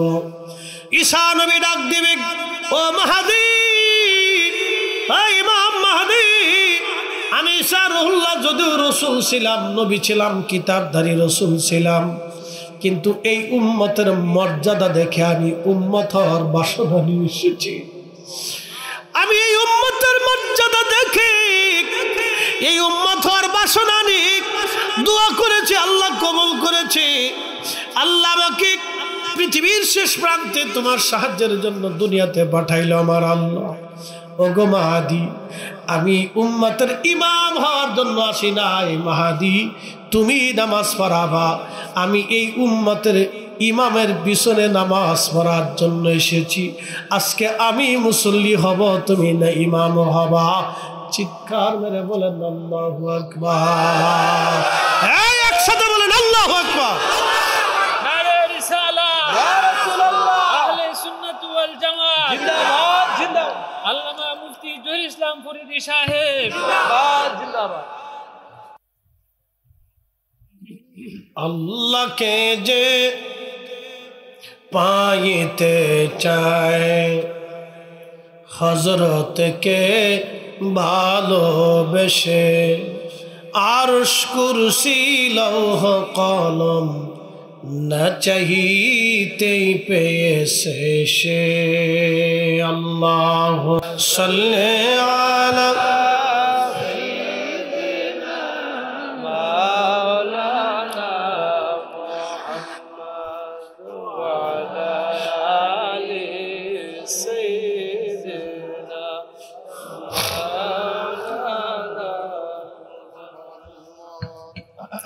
বুঝতে কি কোনো অসুবিধা? মাশাআল্লাহ। হযরত ঈসা নবী, আমি একটা ফজিলত আপনাদেরকে শোনালাম, এই বারাতের রাত্রের ফজিলত। এবার শুনে যান, আমি আপনাদেরকে আগামীকাল জুমা, এই জুমার একটা ফজিলত শোনাই। আল্লাহর হাবিব বলেন, ও আমার উম্মতেরা, আমার ১৬ লক্ষ নবী দুনিয়ার থেকে চলে গেছে, ১,২৪,০০০ নবী গেল, ৩১৩ জন রসুল গেল, কোন রসুলকে আল্লাহ জুমা দেয় নাই, কোন উম্মতকে আল্লাহ জুমা দেয় নাই, কোন উম্মতকে আল্লাহ জুমা দেয় নাই, কোন নবীকে জুমা দেয় নাই। ইহুদিদেরকে আল্লাহ দিল শনিবার, খ্রিস্টানদেরকে দিল আল্লাহ রবিবার, কিন্তু আল্লাহ আমাকে দিল জুমা, সাইয়্যিদুল আইয়াম, দিনের সর্দার, জুমার দিন আমার উম্মতকে আমার আল্লাহ জুমা দিল, জুমার মর্যাদা আল্লাহ দিয়ে দিল। আমার উম্মতরা তোমরা শোনো, ইয়া আইয়ুহাল্লাযীনা আমানু ইযা নুদিয়া লিস-সালাতি মিন ইয়াউমিল জুমআতি ফাসআউ ইলা যিকরিল্লাহি ওয়া যারুল বাই'। হে ঈমানদার, যখন জুমার নামাজের আজান পড়ে যায়, তখন তোমরা ব্যবসা বাণিজ্য, বেচা বিক্রি, লেনা দেনা সব ছেড়ে দাও, সব দুনিয়ার সব এক পাশে রেখে দিয়ে তোমরা জুমার জন্য রওনা করো। ফাসাউ ইলা যিকরিল্লাহি ওয়া যারুল বাই', যালিকুম খায়রুল লাকুম ইন কুনতুম তা'লামুন।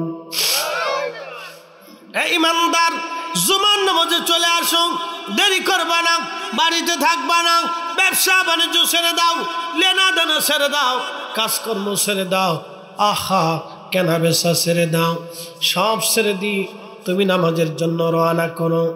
সহিহ সুনানুত তিরমিজিতে বিশুদ্ধ সনদে নবী বলতেছেন, আমার উম্মত যখন জুমার নামাজের জন্য রেডি হবা, গোসল করলা, পাক সাফ হয়ে উত্তম পোশাক পরে রওনা করবা। মনে রাখবেন, আমি জুমার দিনে যে পোশাক পরি, ওয়াজে সেই পোশাক পরি, ঈদের দিনও সেই পোশাক আমি পরি। আমি সবসময় উত্তম পোশাক পরার চেষ্টা করি, নর্মাল পোশাক আমি কখনো পরি না।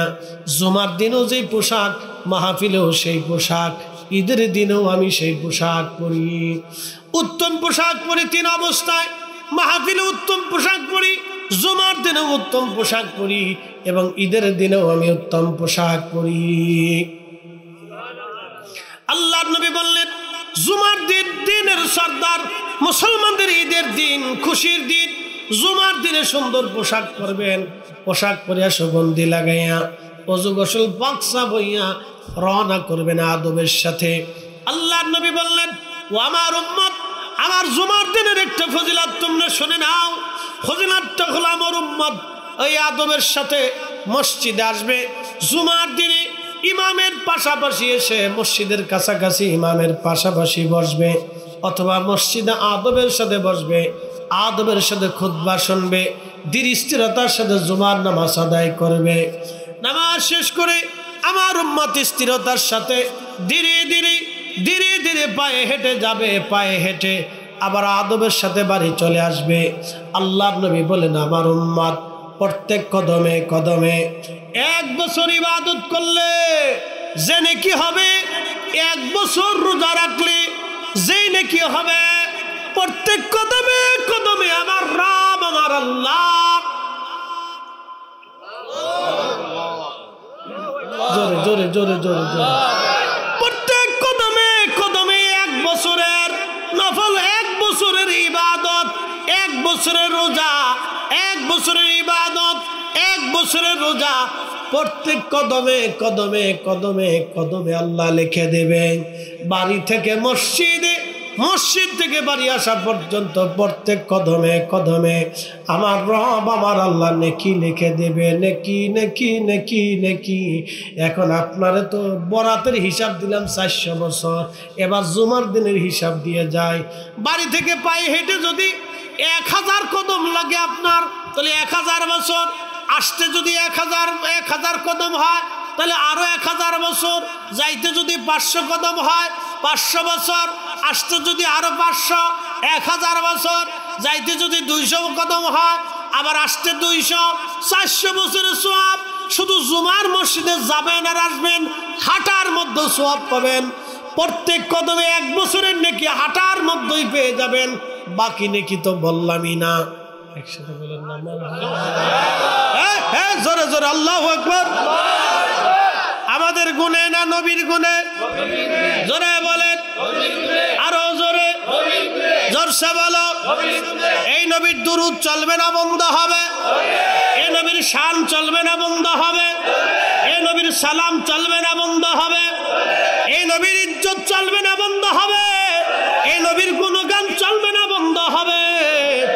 যারা এই নবীর গুণগান বন্ধ করতে চায়, আমরা মিলাদুন নবীর মাহফিল দিয়া এই নবীর গুণগান শুনি, গুণগান কই, গুণগান বলি, গুণগান শুনি। যাদের শরীরে চুলকানি হয়, মিলাদের নাম দিয়া আমরা এই নবীর দুরূদ পড়ি, নবীর সালাম দেই, নবীর জন্য দোয়া করি, রসুলের উসিলা নিয়ে আমরা দোয়া করি, নবীর শান গাই, নবীর প্রশংসা গাই। যাদের শরীরে চুলকানি হয়, তোমরা চুলকাইতে থাকো আর আমরা গাইতে থাকবো, বলতে থাকবো। তোমরা চুলকাইতে থাকবে, আমরা গাইতে থাকবো, বলতে থাকবো। কথা কন না কেন?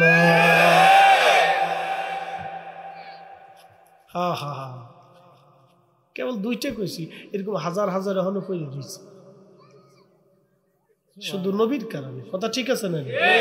যদি মুসা আলাইহিস সালামের উম্মত হইতাম, তাহলে এই জুমা পাইতাম, বরাত পাইতাম, কদর পাইতাম, কিচ্ছু পাইতাম। 5 ওয়াক্ত নামাজে 50 ওয়াক্তের সওয়াব পাইতাম। যদি ঈসা নবীর উম্মত হইতাম, পাইতাম। এই জন্য ঈসা নবীকে আল্লাহ আমার ওই নবীর উম্মত বানাই। জোরে জোরে জোরে জোরে। তাহলে আমাদের দাম কত? কত দাম? কত দাম? সুদ খাওয়ার জন্য, ঘুষ খাওয়ার জন্য, বিড়ি খাওয়ার জন্য, অন্যের সম্পদ মারার জন্য, অন্যায় করার জন্য? না না না, আল্লাহ রসুলের আদর্শকে নিজের বুকে ধারণ করার জন্য। কথা বলে ঠিক কিনা? উপস্থিতি, অনেক কথা অল্পতে সারছি। ওয়াজ শুনলে কি লাভ, করলে কি লাভ, লাভ হবে তার আমলে, আমলেও লাভ হবে না নবী প্রেম না থাকলে দিলে। নবী প্রেম থাকলে দিলে লাভ হবে কম, আমলে সুপারিশ করবে নবী রোজ হাসরের ময়দানে। জ্ঞানী যারা বুঝে তারা শুধু ইশারায়, নাদানের বুঝাইতে পারে আছে কে কোথায়। জ্ঞানীর মতো জ্ঞানী হলে অল্প কথায় বুঝে, কচুর মতো কচু হলে অল্প জালে সিজে।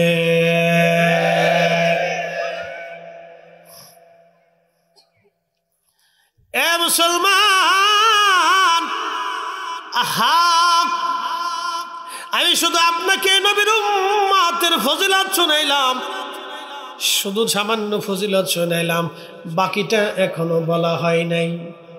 বাকি আরো কত ফজিলত পড়ে আছে। ইয়া রাব্বি, ইয়া আল্লাহ, এ নবীর উম্মত হওয়া ভাগ্যের ব্যাপার, মর্যাদার ব্যাপার। আল্লাহ আমাদেরকে এত বড় সম্মানিত করলেন, এত বড় মর্যাদাওয়ালা করলেন। আজকে থেকে নিয়ত করে যাবেন, সামনে মাহে রমজান আসতেছে, মাহে রমজান আসতেছে। এখন মাহে রমজানের একটা ফজিলত বলে দিয়ে যায় না, বলবো না কষ্ট হবে? মাহে রমজান এত ফজিলত আল্লাহ রমজানে দিয়ে দিলেন। প্রিয় নবী বললেন, আমার উম্মত কেউ যদি মাহে রমজানে রোজা রাখে, রোজা যদি রাখে, ঈমান ইহতিসাবের সাথে যদি রোজা রাখে এবং তারাবির নামাজ পড়ে, যথাযথ মর্যাদায় তারাবির নামাজ পড়ে, রাত জেগে জেগে যদি তারাবি পড়ে, তাহাজ্জুদ পড়ে, আমার উম্মত তোমরা শোনো, মায়ের পেট থেকে বের হয়ে আসা একটা সন্তান যেমন একেবারে নিষ্পাপ, মাহে রমজান শেষ হওয়ার আগে আমার উম্মতকে আল্লাহ ওই রকম নিষ্পাপ বানায় দেবে।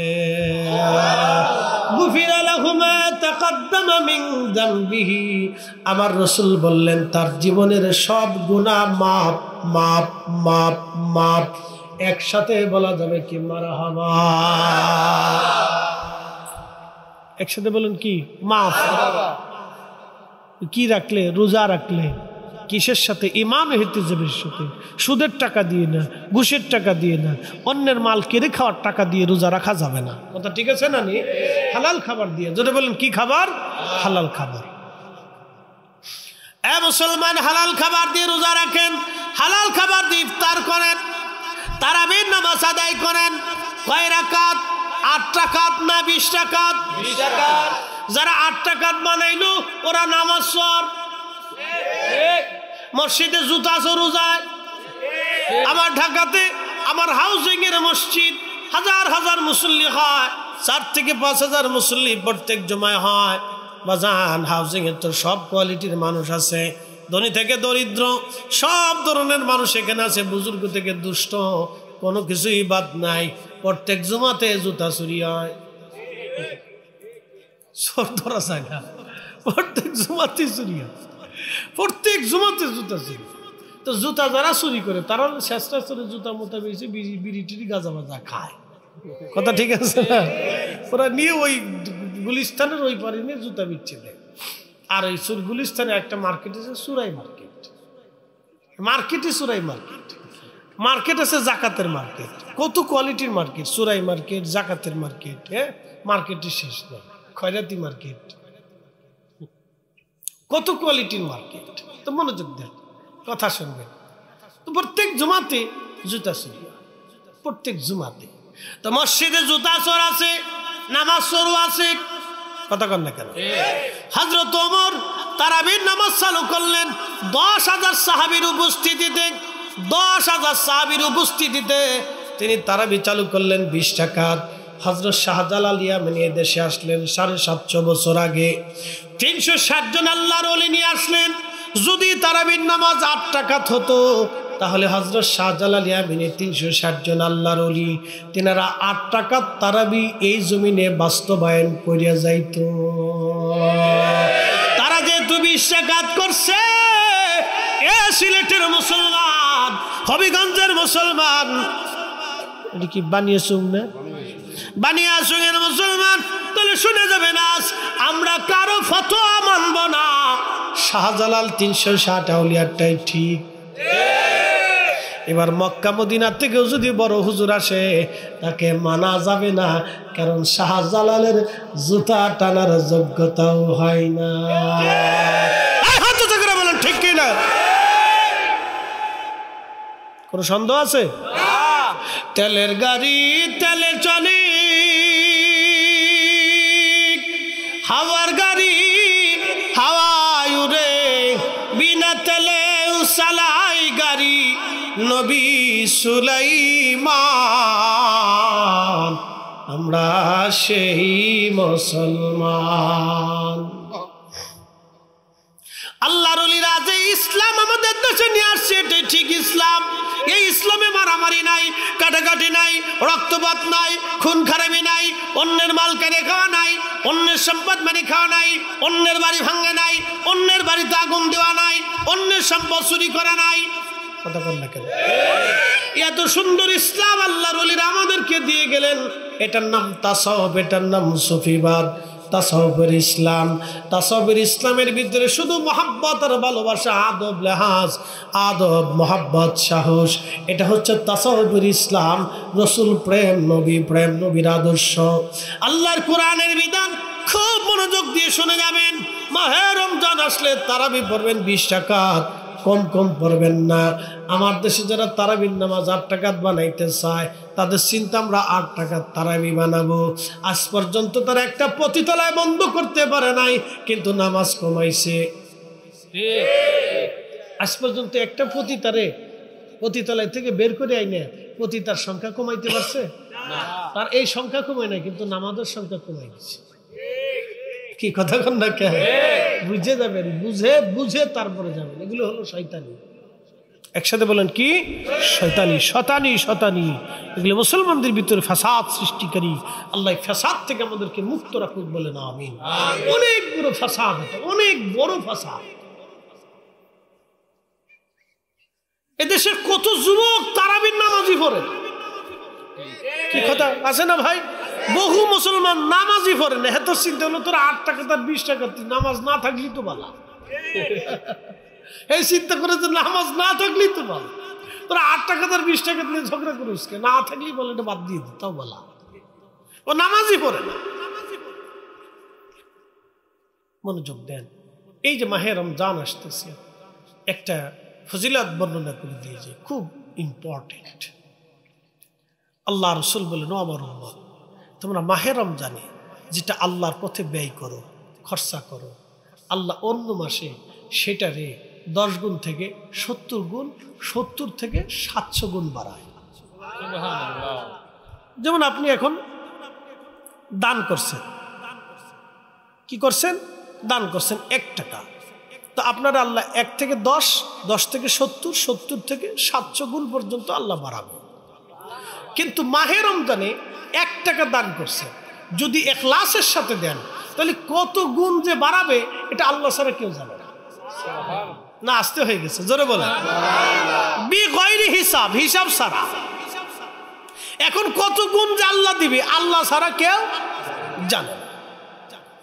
আল্লাহর নবী বলেন, হে আমার উম্মত, ইয়া আল্লাহ, হে আমার উম্মত তোমরা শুনিয়া যাও, আমার উম্মত তোমরা শোনো, ও আমার উম্মত তোমরা শুনিয়া যাও। মাহে রমজানে তোমার রোজাদারকে তুমি ইফতার করাও, যদি সম্ভব হয় 1 বেলা দুধ দিয়ে করাও, যদি তা না পারো একটা খেজুর দিয়ে করাও, যদি তা না পারো তাহলে 1 পেয়ালা পানি দিয়ে তোমার ভাইকে ইফতার করাও। যদি তুমি ইফতার করাইতে পারো তাহলে তোমার রোজা হোক বা না হোক, যারে ইফতার করাইলা তার রোজা হোক বা না হোক, আমার আল্লাহ কবুল রোজার সওয়াব তোমার আমল নামায় লিখে দিবে ইফতার করানোর কারণে। জোরে বলেন মারহাবা। আর যদি তুমি রোজাদারকে পেট পুড়ে খাবার খাওয়াও, তৃপ্তির সাথে যদি রোজাদারকে খাবার খাওয়াও, আল্লাহ নবী বললেন তাহলে তোমরা গ্যারান্টি নিয়ে যাও, আমি কিয়ামতের ময়দানে তোমাকে হাউজে কাউসারের পানি পান করাবো। জোরে বলেন, জোরে জোরে চিৎকার মেরে বলেন আল্লাহু আকবার। কোন পানি? কোন পানি? হাউজে কাউসারের পানি। দুধের চাইতে সাদা, মধুর চাইতে মিষ্টি, মিশকের চাইতেও ঘেরান, এত চমৎকার পানি। নবীজি বললেন কোন চোখ কখনো দেখে নাই, কোন জিহ্বা কখনো স্বাদ নিতে পারে নাই, এতই মজার পানি। একবার যদি আমার উম্মত পান করে তাহলে শুনে রাখো, জান্নাতে যাওয়ার আগ পর্যন্ত পানির কথা মনে থাকবে না। ওই পানি আমি পান করাবো যদি আমার উম্মত রোজাদারকে তৃপ্তির সাথে খাবার খাওয়ায়, তৃপ্তির সাথে খাবার খাওয়ায়। আল্লাহ কবুল করুন, জোরে বলেন আমিন। নারে তাকবীর, নারে রিসালাত। তাহলে হাউজে কাউসারের পানি পাইতে হলে কি করা লাগবে? রোজাদারকে খাওয়াইতে হবে। কথা ঠিক কিনা? রোজাদারকে কি করাইতে হবে? খাওয়াইতে হবে, তৃপ্তির সাথে খাওয়াবেন। আল্লাহ কবুল করুক বলেন আমিন। গরিব মিসকিনকে খাওয়াবেন, আল্লাহ তাও কবুল করুক বলেন আমিন। একটা লোক উঠবেন না, একটা লোক উঠবেন না। এত সময় দীর্ঘ ফজিলতের বয়ান আপনাদেরকে শোনাইছি, এক টানা দম সারি নেই, এক টানা 1.5 ঘন্টা আপনাদেরকে ওয়াজ শোনাইতেছি। একসাথে বলবেন না মারহাবা? সারা রাত্র যদি করি তাও মজা লাগবে, কারণ মজার জিনিস মজা লাগে, ঠিক আছে না? আর যাদের ইমান মজবুত তারা এই আরো মজা লাগে, কারণ আল্লাহ কোরআনে বলছেন ওয়াইদা তুলিয়াত আলাইহিম আয়াতুহু যাদাতুহুম ঈমানা। আমার ওয়াজ যখন, আমার কথাগুলি, আমার আয়াতসমূহ যখন তেলাওয়াত করা হয় তখন ঈমানদার যারা তাদের ঈমান বাড়তে থাকে, বাড়তে থাকে। এই জন্য বাড়িতে কোরআন খতম দিবেন, কোরআন পড়াবেন। এই যে মাহে রমজান আসতেছে, বেশি বেশি করে কোরআন শরীফ পড়বেন, বেশি বেশি করে বাড়িতে কোরআন তেলাওয়াত করবেন, আর অধিক পরিমাণে বাড়িতে কোরআন খতম দিয়াবেন। হাফেজদেরকে ডেকে এনে কোরআন খতম দিয়াবেন, কোনো নিষেধ নাই, কোনো বেদাত নাই। বেশি বেশি করে কোরআন শরীফ পড়াবেন, বেশি বেশি করে মরহুম মরহুমাদের জন্য দোয়া করাবেন। সাবধান, যতদূর পারেন এই মাসে, যত বেশি পারেন রমজানে তত বেশি আল্লাহর কাছ থেকে চাইয়ে নেবেন। সাবধান, কোনো বেদাত টেদাত নাই। যতদূর পারেন খালি চাবেন, যতদূর পারেন খালি কোরআন খতম দিবেন, যতদূর পারেন পারেন। সারা রাত ভরে পড়লেও নিষেধ নাই, সারা দিন ভরে পড়লেও নিষেধ নেই, পড়তে থাকে। প্রিয় ভাই আমার, লম্বা কথা বাড়াবো না। আমি ঢাকার থেকে আসছি, আবার ঢাকা ফিরে যাব। আমি কোথায় ফিরে যাব? আমার বাসায় ফিরে যাব। আমরা ছিলাম আল্লাহর কাছে, আবার সবাই ওয়া ইন্না ইলাইহি রাজিউন, আল্লাহর কাছে ফিরে যাব। আমরা ফিরে যাব কার কাছে? আমি যেমন বাসার থেকে আসছি, আবার বাসায় ফিরে যাব। যদি জিজ্ঞেস করেন হুজুর কোথায় যাবেন, বলে আমি আমার বাসায় ফিরে যাব। তো ঠিক আমরা আসছিলাম আল্লাহর কাছ থেকে, আবার আল্লাহর কাছে ফিরে চলে যাব, আবার আল্লাহর কাছে ফিরে চলে যাব। তো ফিরে যেহেতু যাব, তাহলে কিছু মধুর মিষ্টি, দই টই, সিরে চাল, চিনা বাদাম টাদাম এগুলো নিয়ে যাওয়ার সুযোগ আছে না? তাহলে কি নিয়ে যাব? হসে বাবা, ইতা লয়ে যেতাম ইমান ও আমল, ইমান ও আমল। জোরে বলেন ইমান ও আমল, দুইটা জিনিস নিতে হবে। ইমান ও আমল, এই দুইটা জিনিস নিতে হবে। আমরা ফিরে যাব আল্লাহর কাছে। একদিন মাটির ভিতরে হবে ঘরে, মন আমার কেন বন্ধ দালান ঘর, মন আমার কেন বন্ধ দালান ঘর।